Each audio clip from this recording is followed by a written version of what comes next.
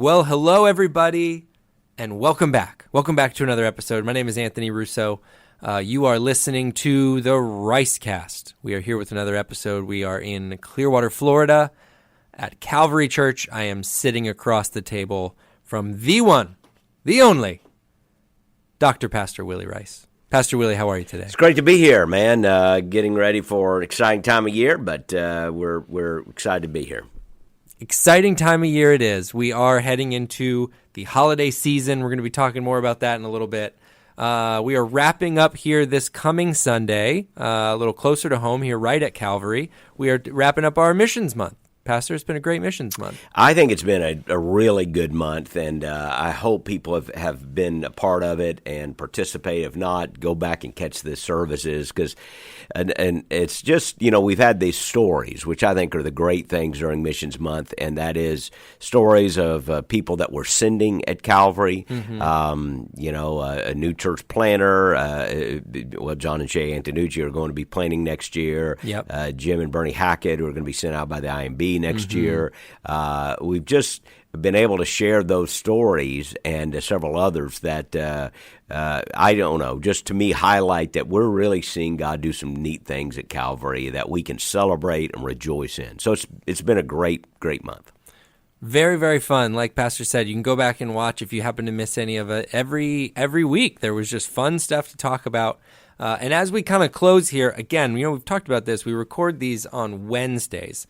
So I don't know when you're listening, but this coming Saturday, there's an opportunity you can get involved, something that we call Calvary Cares. It's going to be a pretty fun time this coming Saturday. It's at 10 a.m. at all of the campuses, at Clearwater, at Eastlake, at Seminole, and there is a group meeting in the West Chase area. The West Chase area, if you want to be involved up there and start praying over that neighborhood, as we talked about a couple weeks ago, it's where we're very seriously considering another Calvary campus. So lots of ways to get involved this coming Saturday at Calvary Cares. Love for you to be a part of that. So we kind of wrap up Missions Month here. I want to, before we get too down to business, I got into some things kind of quickly. Pastor, last week you had mentioned it's been a tough season for the University of Florida. You were pulling for Sanford potentially, and they very nearly pulled off the upset. The Sanford Bulldogs put more points on Florida in a single half than anyone in history. That is that true? More than Nick Saban in Alabama. Wow. More than Bobby Bowden in the great Florida State teams, more than Tom Osborne in Nebraska when they won in the 90s, the national championship. No team, not Nebraska, not FSU, not Georgia, not Florida State. No team in the history of collegiate tackle football hung more points in a single half on the mighty Florida Gators than Sanford Bulldogs. The Sanford Bulldogs. Yes. They really put on a show. They put on a show and somehow stalled in the second half. Yeah. And did not pull off the great upset. But they certainly put the fear of God into the mighty Gators. I was scrolling because we had talked about it, and I thought I had stumbled on the basketball score. It was more like a basketball score. 50-something to 70. Like 52 to 70, that's a basketball score. Yeah. You go, wow, that was an interesting basketball game. That's what I thought I saw. No, it was football. Nobody was playing defense. No one was playing defense. That is true. Yeah. I think you, me, and a couple friends could put 30 on Florida in a half. It's gotten that bad. It's gotten bad. Nearly happened. And I'm a little bitter about it all. But anyway, I'm getting over it. You know what? Yeah, it marches on. Time marches on. Time heals all things.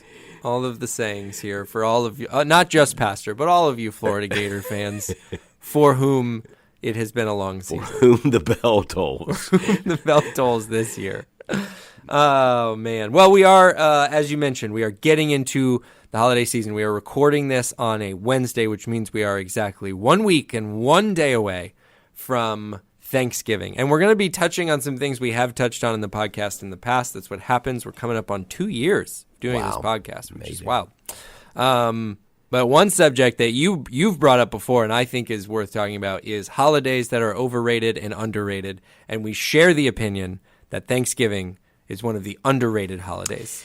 Right. It's not underrated by us, of course, because we think of it so highly. And but I think just generally, it's Right. people like put it, I don't know, 4th or 5th or something. They put it behind the 4th of July or behind whatever. Sure. Not for me. It's like right up there with Christmas, Easter, and Thanksgiving. I think, to me, it's right there. And it just is a beautiful time because for many, many people it is, and we laugh about food and football, which is great. That is kind of right there. I think also, I think this should be said, that it falls on a Thursday every year. Yeah. I think this is helpful because it makes for a long weekend. Right. It gets you ready. 100%. Whereas if other holidays fall on Tuesday, well, Wednesday is Wednesday. There. You got to be back. Yep. Right? So it's Wednesday. And or if it falls on the weekend, it's kind of like, well, okay, we had a weekend, but now we're right. Mm-hmm. But Thanksgiving creates this momentum into the weekend. 100%. Football games are on every day. Yep. Lots to eat. What's not to like about that? Right. I completely agree. And people tend to gather with family at Thanksgiving. Right. And so I think, and there's not quite as much stress as. Now, I say this as someone who doesn't fix the meal. Okay, true. So please, it's true. Please know I don't. The stress for me is like, what time will the nap begin, and what time is kickoff? Right. So my wife might differ, but it is. It's not to me. It's like Christmas. Everything's got to be right. Everything's got to be perfect. Thanksgiving is like, just throw on a pair of jeans and eat turkey. It's not bad. The Thursday take is a great take, Pastor. I don't think we're talking about that enough. You get a lot of Monday holidays, and like you said, it makes for a long weekend-ish. You get Saturday, Sunday, and then you get this extra day Monday. Well, guess what? Tuesday, you're back to work. Like Tuesday, you're back, and everything's normal. This gives us a Thursday to celebrate, a Friday is usually off, and if you are, I've been at some jobs where we're in the office on Friday. You're not really in the office on Friday. Yeah, you're on half speed at most on that one. And everyone expects it. Yeah. Now, the people who work retail, of course, have to work very hard because the rest of I don't do this, but people go shopping. I'm told shopping. They go shopping at 3 in the morning or something. We used to do that a lot, like the doorbuster stuff. Yeah, and they've really pared back. Do they? Now it's all week. Yeah. It starts, and this is, I'll tell you something I don't like here for hot takes. The Thanksgiving night Black Friday shopping, I don't like that. Let's just give Thanksgiving the whole day. Right. Give it the day. We'll start on Friday. Run your Black Friday deal for a week and a half or whatever you're going to do now. But we used to do that a lot. Rach and I used to get up at 2 a.m. and go to Target and we'd always buy something silly like towels. I don't even know why we did it. We never bought a TV. But now you have children. Now we have children. And you're not going to do it. And I'm up at 2 a.m. But it's not for fun reasons. It's for messes. Yeah. So yes, it's a holiday time. That's what I kind of want to talk about. And I was talking to you before we started recording. I do think we've done something similar to this in the past, but I just thought it would be we're going to do a very practical podcast because we know for a lot of people this next 2 months, it can mean some different things, right? So what we say is, like you were just alluding to, for many of us, it's a beautiful time with family, with friends. You're getting together with loved ones, and you're making memories, and it's a really, really sweet time. And there's a reason so many people look forward to it. It's wonderful. It's so special. But for some, it can have some different things. It can have some challenges. And really, for a lot of people, there are probably challenges. Even if you have a great family situation, everybody's got an uncle that you're like, I'm going to see Uncle Barry. Yeah. But I thought for, Barry never brings anything, takes a lot of leftovers. We know Barry. And that's its own deal. But I thought coming out of the seasons that we have been in, coming out of a pandemic and some different things, we might I might ask you to just share a thought or a word with kind of 3 specific people heading into a holiday season, Pastor. Is that all right? Sounds fantastic. So this is what we'll get into. First of all, I would ask, a lot of people coming out of a pandemic, a lot of people have lost loved ones over the last year and change. We know every season that's going to come, but it seems like a lot more coming out of the pandemic. So somebody heading into a holiday season for the first time without a loved one, a family member, a spouse, a grandparent, What's a good word for somebody heading into that? Well, this is so important, and it's so important for those of us who are in the broader church family or in a community to think about those people also. Maybe you went to a funeral back in March, and you Right. really you brought the casserole, or you fixed dinner, or you gave a gift card to somebody going through, and for a couple of weeks you checked on them. Hey, how are you? And now life has moved on. It's not that you haven't forgotten them, but you're just, your life is moving on, and you're thinking about all the things you've got to do over the next, 6 weeks. I would encourage you to stop at some point and think about those people, and you go, oh, wait, it was back in February. It was back in March. And many of you do this so intuitively and naturally. You're the kind of people that have that gift of mercy But we should all stop and think about people who are grieving the loss of loved ones and going through this as the first holiday season. And this is a good time to stop and call them again. It's a good time to go back to them. Yeah. It's a good time to think about them. So first of all, the word for all of us is, hey, let's be mindful of people who are grieving. To those who are going through it, and I hope there's so many resources here at Calvary. Our wonderful Grief Share ministry is a great opportunity for people to get involved. We've been doing that for a number of years. And I think we talk about in that, even the holiday situation, when you have lost someone, the first of everything is kind of fresh. In other words, for the first year, the first cycle of life, it's going to be the first anniversary. They're not here. It's going to be the first birthday. They're not here. It's going to be the first memory, the first fall, the first spring, the first baseball season. Little things you go, suddenly you remember they're not here this time. And I don't think anything is more pronounced in that regard than the holidays, because we have such, and we can talk about this as we go through it, we have such high expectations for the next few weeks. We're so anticipating it that it's almost, we're bound to be disappointed at some point. Yeah. Because the higher your expectations about anything, the more likely that there will be disappointments. So when we go through this season, which is so significant to us, you're going to feel that grief in waves all over again. So I think the first thing I would say to those people is just get ready for it. It's normal. It's natural. Yeah. While we want to get rid of the sad feeling, the grief is part of love. Grief is the other side of the moon when it comes to loving someone. And if it didn't hurt, it would mean that the love wasn't so meaningful. Right. So turn your grief into thanksgiving. The reason it hurts is because you had something so wonderful, so precious, so special. And one way of dealing with it is just to turn the pain into praise.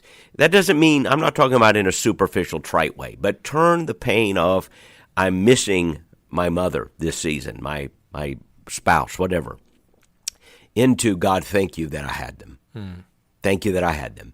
And let that pain take you to a place where you relish the memory and with a sense of gratitude, not just grieving what was lost, but being grateful for what you had. And that's something I know that it's sounding, that's easy to do. I know it's not easy to do.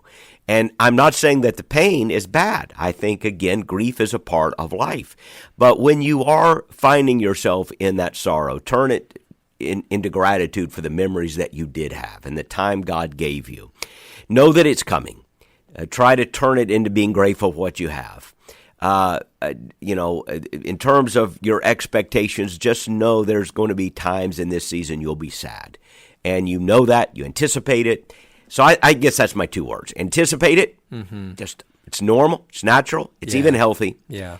Number 2, try to turn it. When the wave of sadness hits you, try to turn it into gratitude for what you did have.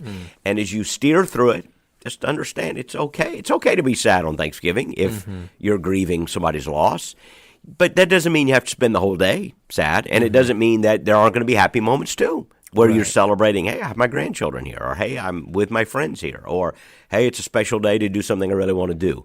So I can be sad and happy at the same time. We're very complex that way. That's, I think of 1 Thessalonians 4, where the Bible says we mourn, but not as those who have no hope, which means we can mourn, but be hopeful at the same time.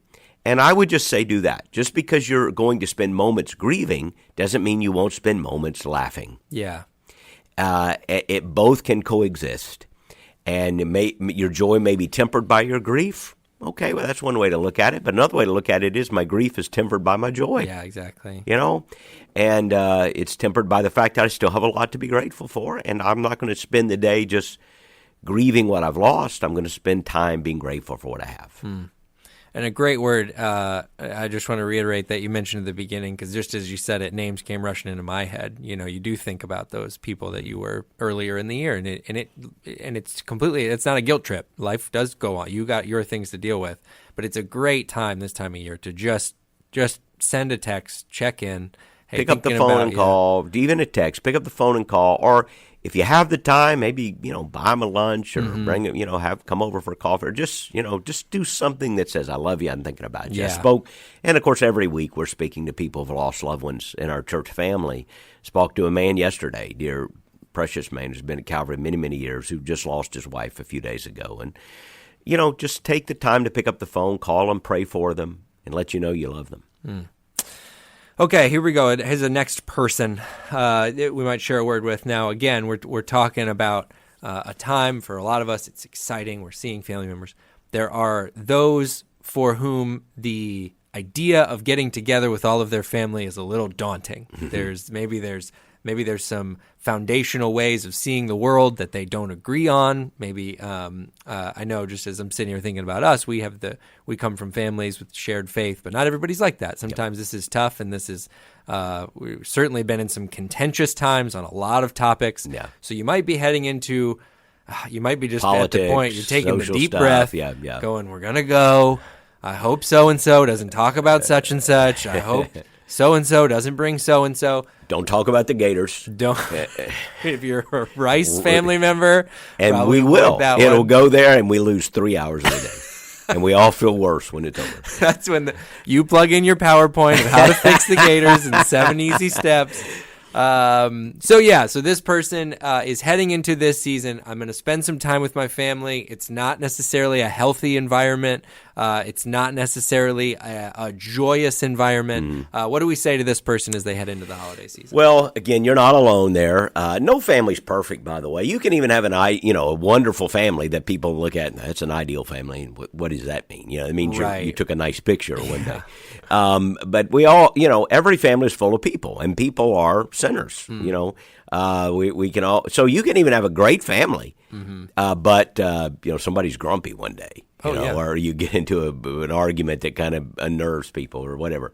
So even for the best of families, it can be trying. And, of course, I just want to underscore what you said is really true, because a lot of families are broken in ways, and they're broken people, and divorce has impacted so many families that sometimes I've been with families. It's almost a burden. Like, we got to be with this family, and we got to check that box and check that box and check that box. And what they really wish they could do is just stay home and play with their kids. That's right. No, they got to go here for 2 hours and here for 2 hours and here for 2 hours and hear about how awful the other one is. And it's daunting.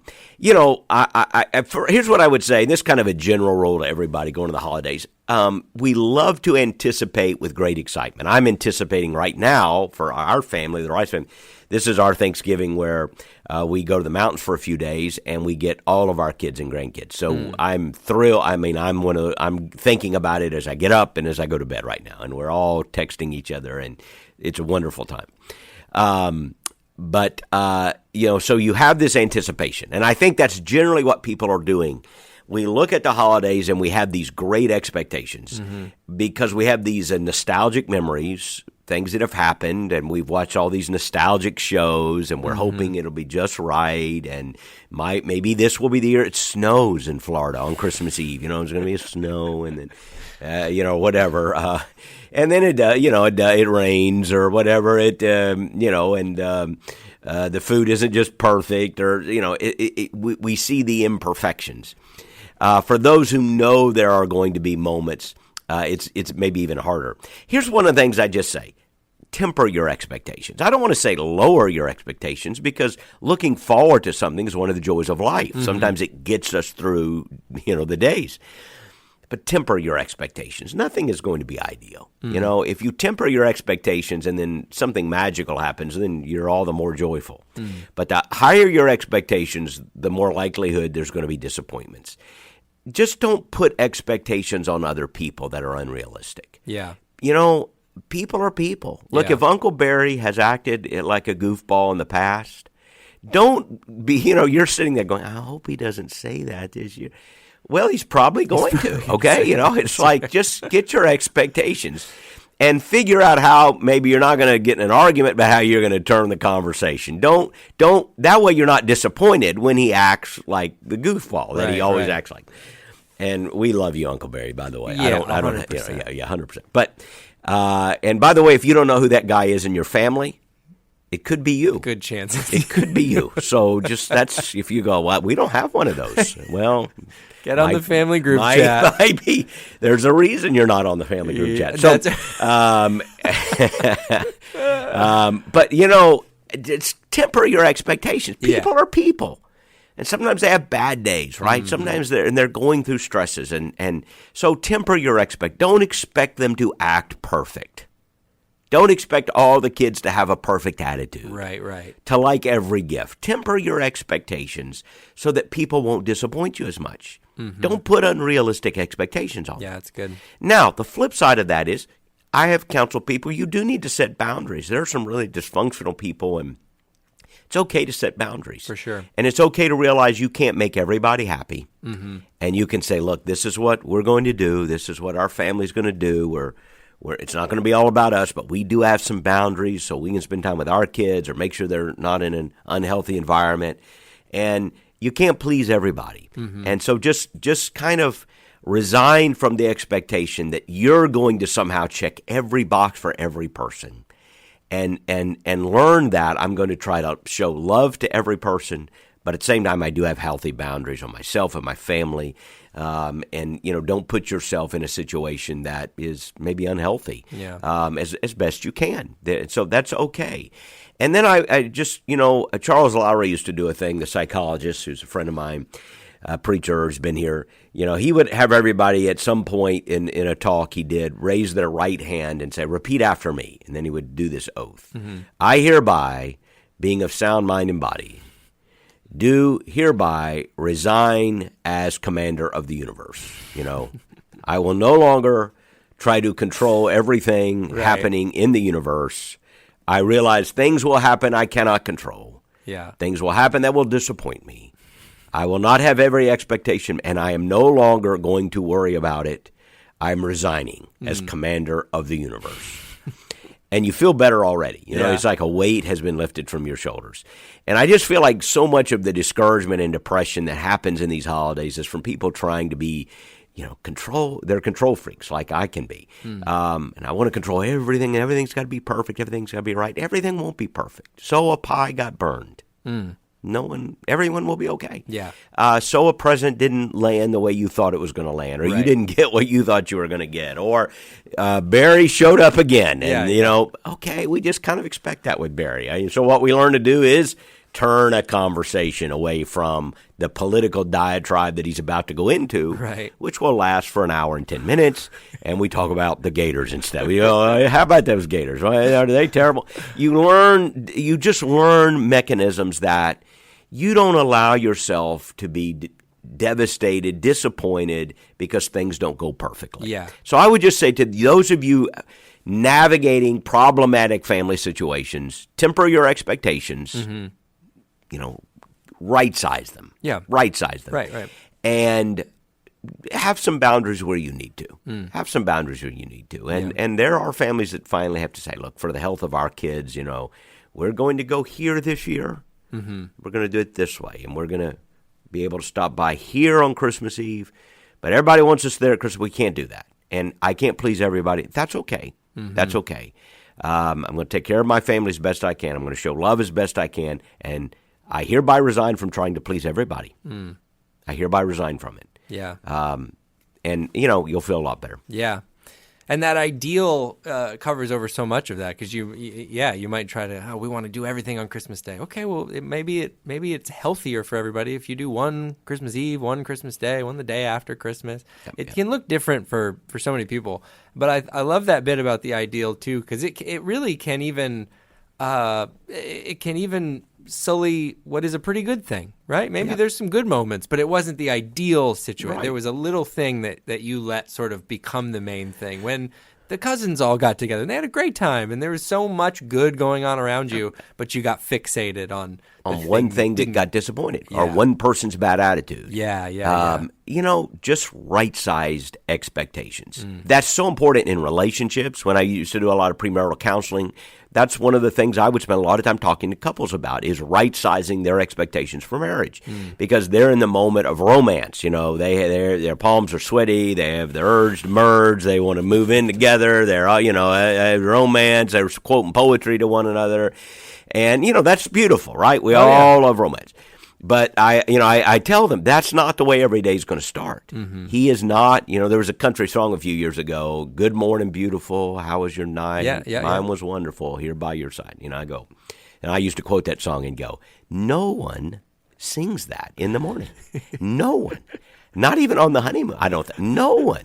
You don't wake up and go, first of all, they're not particularly beautiful in the morning. And by the way, neither are you. So, it's like, and you're waking up and you just, it's learning that life is not this Hallmark card. It's not this Hallmark movie. Is it the Hallmark movies? It's not one of those. It's not that. It's real people. And they have good moments and bad moments, and some moments will exceed your expectations, some moments will not meet your expectations. So right-sizing them and saying, you know what, I'm going to enjoy these next 4 weeks, 5 weeks for what they are and what they mean. And let me tell you who will never disappoint you. God will never disappoint you. And you say, you're being a preacher now. Well, I just want to encourage you to make spiritual moments over the next – make this about spiritual things.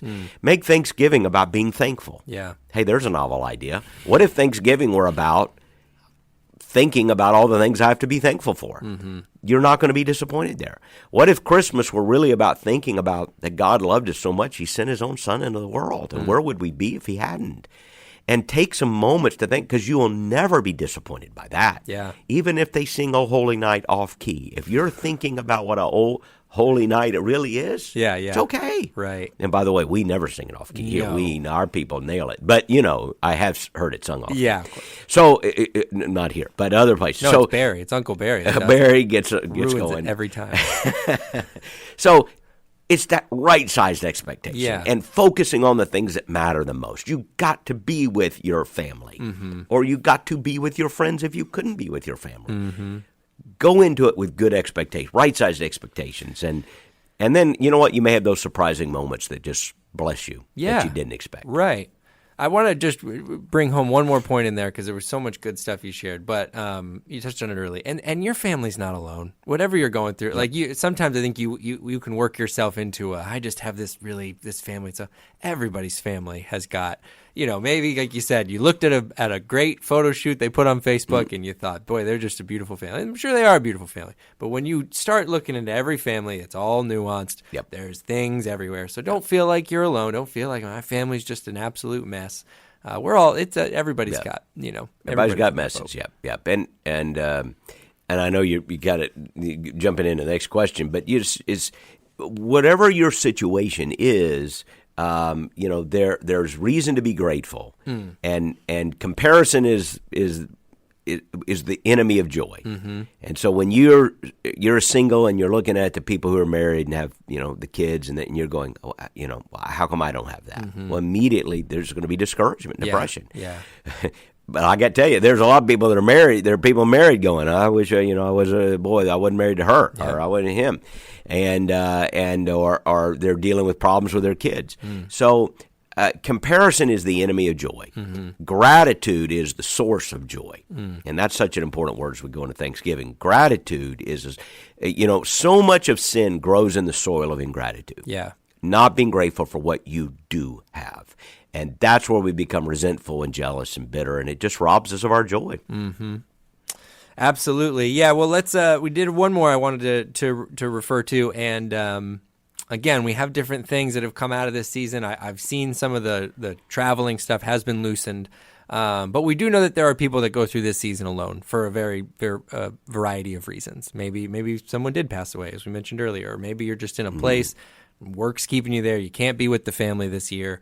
I just thought here as we start to wind down these thoughts, what do you say to the person who's alone going through the holiday season? Well, I've done a lot of thinking, I suppose, more than before over the last several weeks of the idea of singleness in our culture, in our church, in the Bible. And it came as I was preparing for a message a few weeks ago, some may remember, out of the last in our Gospel Vision series, and we kind of went into that when we talked about the Christian moral perspective, and I spent some time. I didn't get to go into it as deeply as I wanted to in the message, but we did touch on it, and we touched on it here the week after in the podcast about singleness and a healthy view of singleness. So I've spent a lot of time thinking about it, and one of the things that is true is 50% of the people over 18 are single, more than 50%. More than half the people over the age of 18 are single. Right. I didn't know that until I saw that. It hit me like, wow, are you kidding? Now, again, single for many reasons. Some are widows or widowers. Yeah, right. At the in the last season of life, they've lost their spouse. Others are single because maybe a divorce or something has happened. And others are single by choice, or maybe it wasn't their first choice, but that's where life and God's plan has taken them. Right. Some are, seem to be very content being single, and others carry a great burden about that. But I think one of the things I've learned is, again, God has a purpose in singleness. Single people are not incomplete. We need to get away from that idea that single people are incomplete. If so, Jesus was incomplete. Paul was incomplete. Well, right. Paul, one of the great, most influential Christians in our, in the history of our movement. You don't have the New Testament without Paul. Right. Was he incomplete? In fact, he wrote about it and actually recommended singleness for some reasons. He didn't say you have to be, but from his perspective, he saw the advantages in it. So, again, friendship. So I want to say a lot of things to people who are alone. First of all, loneliness stinks. Loneliness stinks. Now, you can be single and not be lonely. And you can be married and be lonely. But loneliness is the enemy, not singleness. Right. Okay. Not living alone. Living alone and being lonely are two different things. You may have lonely moments because you live alone, but you don't have to be lonely. And here's what I would say to anyone who fears that loneliness coming up. Fight against it. And what I mean by that is, don't sit and just wait for something magical to fall, like a Hallmark movie, like the handsome prince moves in next door 3 weeks before Christmas and is going to propose on Christmas Eve. And here you are, Thanksgiving, going, I'm hoping. Yeah. Okay, that don't, if God surprises you, wonderful, but right-size your expectations and plan not to be alone. If you possibly can, plan not to be alone, which means you have friends. And if you have to even be so forward as to say, hey, man, no one wants to invite themselves. But there are moments where you can let it be known that you would love to spend some time with a family in the holidays, or you've got other strategic friends that you could just say to them, look, I don't want to be alone in the holidays. I would love to I don't want to crash your party, but would love to stop in, or, I would say, you say, well, that's a little bit socially awkward. And I'm sure it is, as a person who's somewhat introverted socially. But I would say it's worth the risk of some awkwardness to not be alone, to talk to friends and people, and to make a plan for Christmas Eve or Christmas Day or Thanksgiving Day. I know you can't invite yourself, but if you'll open your eyes and look around, you will see that there may be some opportunities to connect with others. If nothing else, look for other singles that you can connect with and say, hey, what are you doing for Thanksgiving? Right. I was just, well, why don't we get 3 or 4 of us and let's go have a special meal somewhere and just celebrate the Lord. So I just be proactive. You'll have to figure it out. I can't figure it out for you, and I realize you can't invite yourself to the Anthony Russo Thanksgiving. By the way, what time are you? Yeah, they're all welcome. Okay, yeah. Come on down. Don't you you have a lot of Italian food, don't you? Like in your celebrations. That will get in there. In Christmas more, maybe. It's always there. Italian food is always welcome. So that's why you want to crash, because Italians eat very well. Breakfast, lunch, and dinner. I mean, if I have to eat with people, I want to eat with the Italians. I love that. Can't go wrong. But, I know you can't just invite yourself over. But friends. You have relationships. It's worth the risk of a little awkwardness to find out what somebody's doing. Don't be alone. Make a plan to connect. Make a plan to connect. And when you are alone, maybe you find yourself alone, do something fun. Do something. Don't sit around and feel sorry for yourself. Look, I would just say be proactive in this holiday season, not to let loneliness creep up on you and get you. Be with people. And this is why the church family can be so important, because this should be the place where everybody has family. And if you can, think this holiday season about friends that you do have that may be single, and reach out to them. Think about that precious lady who's a widower, or a widow, or the precious man who's a widower going through. Make sure they're not alone. Our church family ought to be the kind that's saying, hey, what are you doing for that? There's always room for one more chair at the table. It makes it all the more better if you can. Hey, why not come by on Christmas Eve for a little bit? Or why not stop by on Christmas Day for a little bit? Let's open our homes. Let's practice hospitality. Yes, we need family times, but listen, hospitality is not going to ruin your family time. Right. And bringing another person in for a little time is not going to ruin that. It just adds more. We've had people at our table at Thanksgiving and Christmas that were family and not family. And honestly, every time we've done that, I look back and say, I'm glad they were there. It didn't in any way change the unique dynamic. So let's be proactive on both sides of that. Yeah. Loneliness is the enemy. But alone doesn't equal loneliness. Right. And what I'm saying is, you can be a single, but you can be with friends and family. You can make special moments happen. Loneliness is the enemy, not being alone. And we can find ways to combat that loneliness by connecting with people. If you're one of those people, though, who tends to be, I'm very kind of introverted, and I'm just going to sit here and hope I don't feel lonely, that's not a good plan. That's not a good plan. Right. Okay? Because you know that's not a good plan. Right. I think I'll sit at home and drink a bottle of wine. That's not a good plan. Yeah. Okay, that's not going to do anything. So make a plan to combat that and be involved again, I'll say it again, in the spiritual opportunities you have, whether it's the Christmas concerts that we'll have in December, whether it's the Christmas Eve services, whether it's being in church, and if your Bible study community group or connection group is doing a social, go, and if your group isn't doing one, organize one. We need connections during these special moments.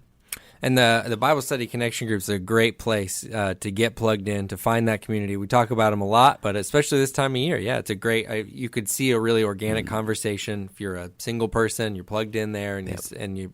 But I love the proactivity recommendation on both ends. I would love for every family at Calvary to be thinking of, who could I invite around the table at some point during the holidays, okay? It might not be Christmas Day, but it could be Christmas dinner, or if you have a Christmas Eve celebration. Yeah. Wouldn't it be wonderful if every family at Calvary thought, hey, is there somebody we could just bring in to be a part?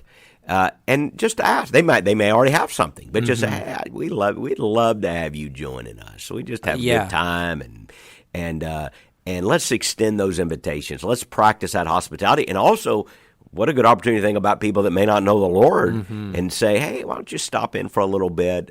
We have breakfast. Christmas morning has become a tradition where we go to my daughter Amanda's house on Christmas morning because the kids are there and they want to be at their house, which is perfect. When they said that's perfect. So Christmas morning for us, now that Cheryl and I are together, and there's no kids waking up at 5 in the morning. Right. We get to sleep as late as we can sleep, which isn't that late. But we get up and then go to Amanda's house and have breakfast over there. And a couple of times Amanda has invited neighbors, hey, join us for breakfast at Christmas morning. And I love that. It just as a way of building a relationship. We've had gospel conversations around that table with people. So look for those opportunities. Yeah. And to just practice hospitality. Yeah. And we've talked about it a lot, even you touched on it a lot, I think, this last message in the series we're doing. Sometimes we overcomplicate these things, and inviting somebody over for Thanksgiving, it just doesn't get a whole lot simpler if you know somebody in your life that you're not sure what they're doing on Thanksgiving. And it's never not, maybe someone could send in a situation. I think it's usually pretty okay to invite somebody who has other plans. Even if you don't know what they're doing, just invite them. And then if they got other plans, they got other plans. But it's a really easy way to say, I care about you, I'm thinking about you, and we'd love to have you. I don't want you to have to do this thing alone. So a great proactive thing there. Wouldn't it be great if not a single person connected to Calvary was alone at these critical moments? So good. And by alone, I mean lonely. Yeah. Because our church family just brought people in. We say one of our values is relationships, is compassion and community. And by community, we value the transforming power of relationships. So let's practice community here and look for opportunities along the way to connect with others and to really make it about them. And by the way, the more we talked about expectations, the more it's all about how you feel, the more likely you are to be disappointed. The more, like anything, sounds a lot like Jesus' teaching. You turn your eyes off of yourself and say, how can I bless somebody else? The more likely you are not to be disappointed. You're not going to be, because now you're serving, you're giving away. Yeah. And so this is a moment to give. It's a moment to serve others. It is a moment to think about others and not just think about what I'm going to feel. What can I do to bless others? And we've got the Calvary Cares coming up this weekend. Yep. We have opportunities during the holidays to bless other families. That will happen right after Thanksgiving. We have this huge missional movement called Christmas Blessing, where we will have opportunities to bless others locally and give. So these are moments where that's when these next 6 weeks can be so special. Absolutely. And connection points with the family here, too. This coming Sunday, the 21st, is our Thanksgiving. We do a communion service on Thanksgiving. Right. If you're hearing this before the Sunday before Thanksgiving, to me, I've always said this is one of the most special services of the year to me. And we have it at every one of our campuses at 6 o'clock. It's a service built around communion.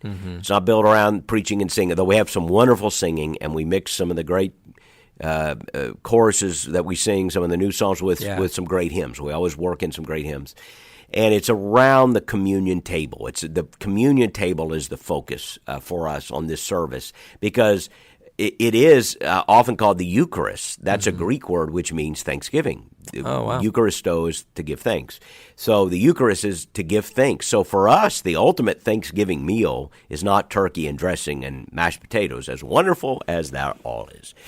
The ultimate Thanksgiving meal is the bread and the cup, the bread and the wine, where we say, this is the body and blood of the Lord Jesus. Yeah. There is no greater Thanksgiving meal than that.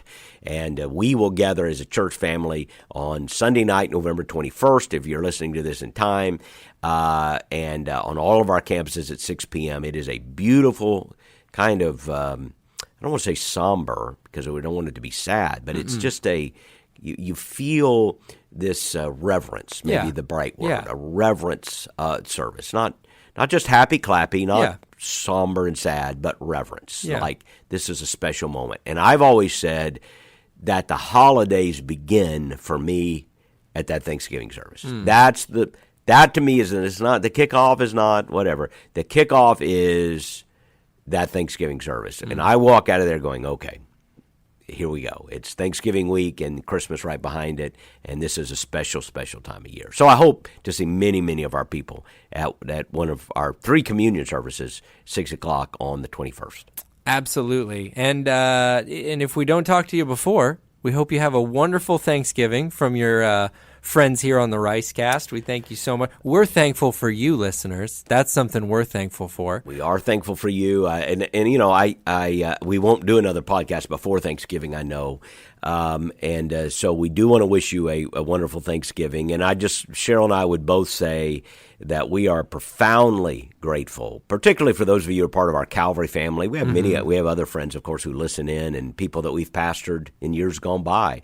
I had to leave Sunday right after I preached. Literally, while they were singing the song in Clearwater, I had to go catch a plane to fly through Atlanta to Pensacola, get in a car and drive to a place I preached Sunday night.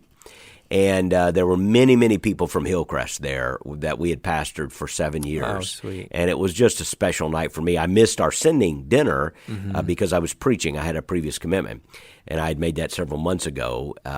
But I went, and it reminded me as I saw those precious people, and we may have some Pensacola listeners here, I don't know, how thankful I am for that church and those people. And, I just was a special night for me.